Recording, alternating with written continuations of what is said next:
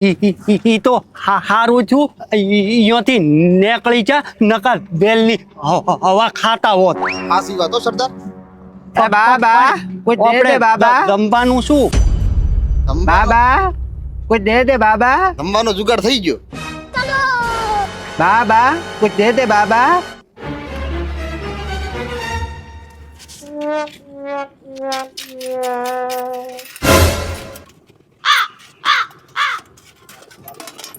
બાબા કોઈ દે દે બાબા લો પાપ તો કર્યું છે થોડુંક પોંચ કરી લા બાબાના આશીર્વાદ લઈ લો